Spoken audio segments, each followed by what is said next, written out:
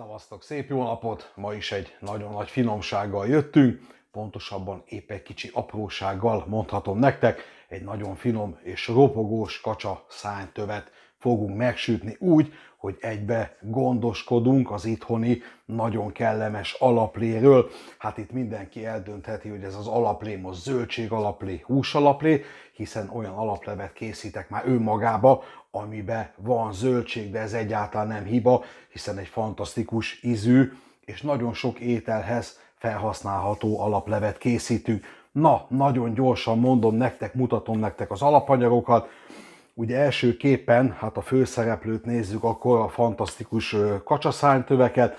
Ebben egyébként az az érdekesség, csak így hirtelen elmondom, hogy kedvet kapjatok hozzá, nem drága dolog. Most vettem 2 kilót, a 2 kiló volt összesen 1100 forint, és durván egy 28-29 darabot számoltam meg, tehát akár egy 3-4 tagú család is tud egy fantasztikusat enni belőle, és ugye ez a ropogós kacsa, hagyd ne mondjam, de hát úgyis meglátjátok, érezni fogjátok a törődést, és mi is nem sokára. Na, visszakanyarodva, mert megint csak dumálok, kacsa szánytő, fantasztikusan néznek ki. Itt egyetlen egy darabot direkt kihelyeztem nektek, hiszen kacsa, liba, nyilvánvaló, hogy egy pici kis szőrzet a eladás során rajta marad, nem maximálisan tisztítják meg, ebbe sincsen semmi hiba, hiszen ehhez hozzászokhattunk, rá vagyunk készülve, tudjuk, hogy mit kapunk, de hát ha van egy kis felszereltség, itt van 2 ilyen kis zseblánk, zsebfákja, zsebsárkány, ahogy sokan nevezik, teljesen mindegy, tudtok vele dolgozni, én most csak azért tettem ki mind a kettőt, ezt a feleségemtől kaptam karácsonyra a nagyobbikat, hogy az egy nagyobb kivitel, nagyobb gázmennyiség, ott akár csülköt és bármilyen húsrészt, amikor főzitek a kocsonyát, ugye le tudtok pörkölni vele, vagy esetleg akinek gáz tűzhelye van, az fölötte, de ebben sokkal kényelmesebb. Na, már megint elkanyarodtam, vissza az egész. Na, kacsa szánytől látjátok, az alapok, ugye a vöröshagyma, fokhagyma, egy nagyon kicsi sárgarépa és gyökér, azaz fehér répa, és nyilvánvalóan egy kevés zöld aranyat fogok felhasználni, így maga ez az alaplé. Itt láthattok egy nagyon pici kacsazsírt, hát kacsával dolgozunk, nyilván akkor kell egy kis kacsazsír nekünk, ebben ma jó meg fogom hempergetni a már előre leabált kacsa szánytöveket, és úgy megyünk tovább, de nem rohannunk előre. Na, amit föl fogunk használni fűszerezés terén, só, egy nagyon pici édesnemes piros paprika, fekete egészbors és színes bors, ugye a 2 borsfajta nem egy időbe kerül hozzá. Egyébként kihelyeztem ide egy kis halcsipeszt, halszálkázót, ugye ebből is nagyon szépen kényelmesen ki tudjátok húzni a kis tokokat, de nagyon gyorsan begyújtunk egy ilyen kis zsebfákját, zseblángot, és ugye itt megmutatom nektek pillanatok alatt, hogy hogy lehet, bocsássatok meg, csak kicsit lejjebb veszem, nem akarok szétégetni itt mindent, és nézzétek meg pillanatok alatt ezt a szőrréteget, már le is tudtam szedni. Ugye itt az a lényeg, amikor lepörkölitek, utána egy folyóvíz alatt egy kis késsel át kell kapirgálni, de nézzétek meg, pillanatok alatt megvan az egész. Tehát így, tehát amit láttok, nem mindegyiken van nyilvánvaló rajta, ezt pillanatok alatt megpörzsölitek, még egy kicsit élvezni is fogjátok, mondjuk az illatokat nem annyira, mert ugye ennek van egy kis ilyen kis pörzs szaga, hát biztos, hogy tudjátok, de az a lényeg, utána elmentek egy folyóvíz alá, és egy kicsi késsel átmossátok, átkapirgáljátok ezt a pici fekete réteget. Na, elő is készülök mindennel, ahol látok kis szőrzetet, elkészítem, előkészítem, átmosom, átkapirgálom, és azonnal itt is vagyunk. El is kezdjük a receptet. Az első lépésként föltettem hideg vizet egy lábosba, vagy épp egy fazékba föltehettek, tehát itt ennek jelentősége igazából nincsen, meg vannak tisztítva a kacsa szánytövek. Ha valaki esetleg látna egy nagyon pici szőrszálat valahol, akkor tegye be annak, hogy én azt úgy szeretem, jó? Tehát az ilyen kötözködések megelőzéseként. Ha valahol láttok egyet, Zoli bácsi úgy szereti a kacsa szánytövet. Na, de viccen kívül, egyébként ha valahol maradna nektek is egy-két ilyen apró kis momentum, azt a abálási szakasz után nyilvánvaló ki tudjátok még venni, és sokkal könnyebb is. Tehát ez csak egy ötlet. Na, föltettük a hideg vizet, én egyszerűen bele fogom potyogtatni ezeket a kis gyönyörűségeket, ugye tényleg szépen átdolgoztuk őket, átvizsgáltuk őket, és maximálisan itt mehetnek a vízbe. Egy 8-as fokozatra föltettem ugye a hőfokot, és az első forráspontig el fogom vinni, le fogom habozni, és utána fogom csak bezöldségelni ezt a nagyon kellemes alaplének való. Ugye látjátok, tényleg ebből tehát egy nagyon koncentrált alaplevet fogunk csinálni, amit rengeteg nagyon finom recepthez föl tudunk majd használni. Azonnal itt vagyunk, az első habot leszedjük róla. Meg is jött az első hab, mint említettem nektek, ezt pár másodpercre megmutatom. Itt igazság szerint egy kicsi szűrővel, vagy éppen egy merő kanállal is tudtok dolgozni, körkörívesen, gyönyörű, szépen, nézzétek meg, így le tudjátok szedni a habot. Ameddig habot láttok, szedjétek le, és utána már mehet is a zöldségelés. Ez tényleg egy 3-4 perces folyamat.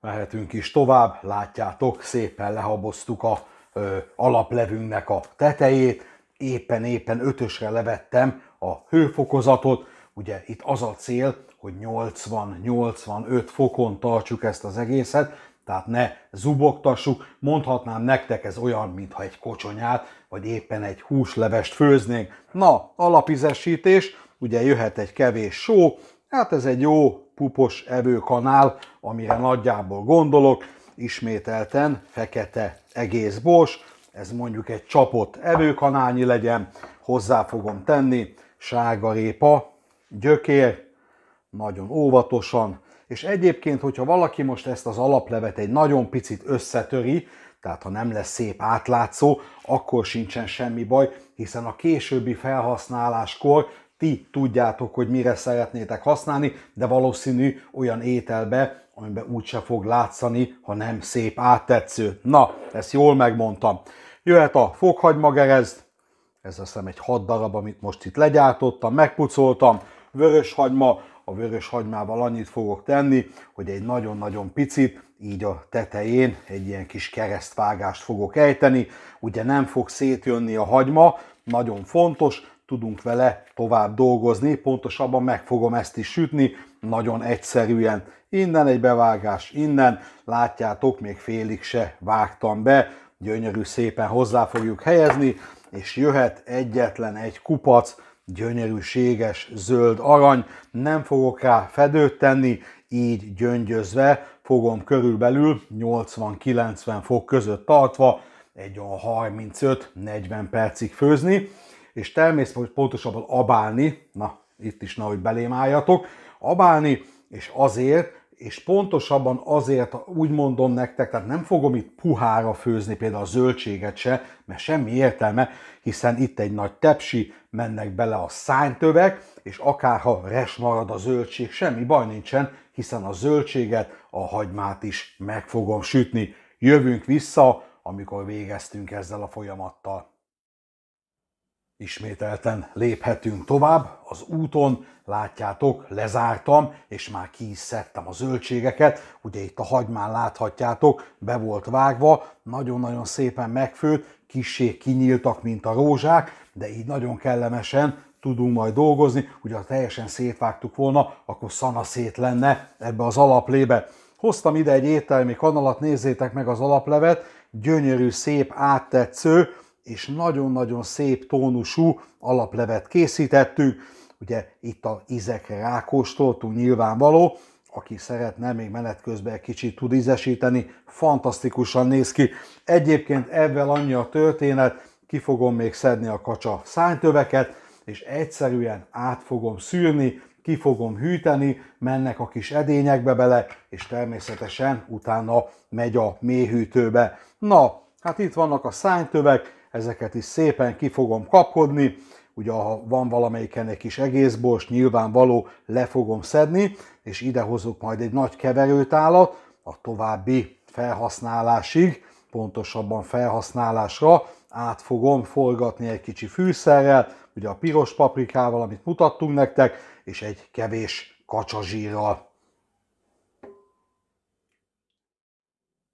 Előkészültünk a sütésre, mutatjuk is nektek, fogtunk egy magasabb falu tepsit, ugye lehetőleg magasabb legyen a zsír miatt, belehelyeztem a zöldségeket, amit egyszerűen ketté, vagy éppen háromfele elvágtam, úgy a hagymát, a gyökeret, a sárgarépát, és egyszerűen csak belepotyogtattam a fokhagyma gerezdeket. Na, és ezeket tényleg érdemes megsütni, ugye kész van a fantasztikus alaplé, hát itt már egy nagy lépés, mehet a hűtőbe, majd ha kiül a mélyhűtőbe, de ezt is megmutatom nektek, és itt vannak a félig elkészült kacsa szánytövek, ezek nem vajpuhák, nagyon fontos, nincsen szétgyalázva, nincsen szétfőzve, ezt mondom, abáltuk egy kicsit, nagyon kellemes 80-90 fokon, most egyszerűen megfogom, és hozzá öntöm, és kicsit ki is kaparom a kacsazsírt. Egyébként valakinek sertészsír van otthon, vagy libazsír, senki nem fog megharagudni ezekért a dolgokért. Jó, jöhet hozzá, egy nagyon-nagyon pici sót teszünk hozzá, hisz az alaplevünk pont sós volt, de itt a sütés miatt éppen egy nagyon pici, azt mondom nektek, hogy egy teáskanálnyi, csapott teáskanálnyi sót még tettem hozzá, de ezt majd ti is döntsétek el, kóstoljatok rá egy kicsit. Jöhet hozzá egy nagyon pici, édesnemes paprika, ez ismételten egy csapott, jó csapott teáskanál volt, na, bocsássatok meg, és jöhet hozzá a színes bors, egyszerűen más ízesítés, nem is kell ehhez a fantasztikus recepthez, ezt jól össze fogom kézzel forgatni, és egyszerűen bele fogom már tenni a serpenyőbe, nincs is tovább, nézzétek meg, csodálatos az áru, mosolyog az áru, és ugye én már itt leteszteltem, hiába félkész a szánytő, de egyet nagyon-nagyon gyorsan én már be is lapátoltam.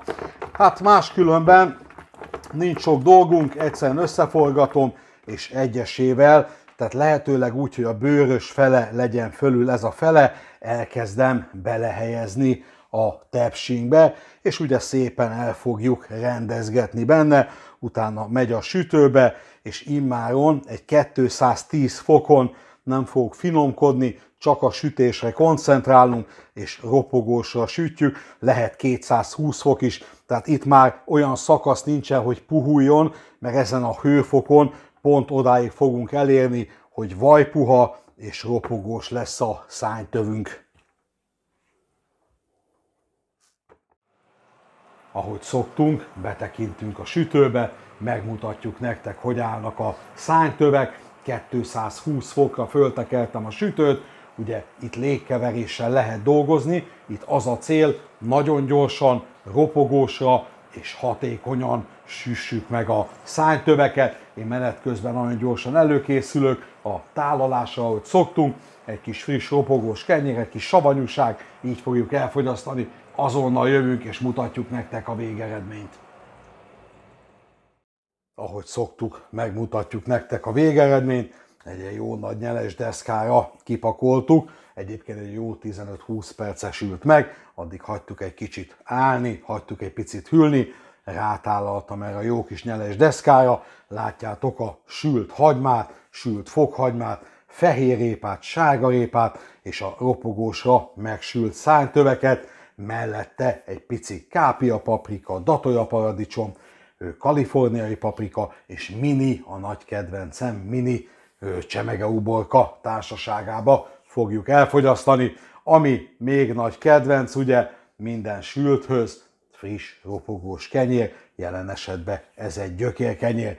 Bal oldalt láthattok 2 tálat, hát ebből van még 4, csak 2-t mutatunk meg, 6 ilyen tállal sikerült alaplevet eltennünk, és ugye ezt nagyon sok ételhez ajánlom nektek, alkalmazzátok, vagy az elején, vagy a közepén, vagy a vége fele föl lehet mindent önteni, tuningolni, vagy akár egy ilyen alaplével elkezdeni egy finom ételt.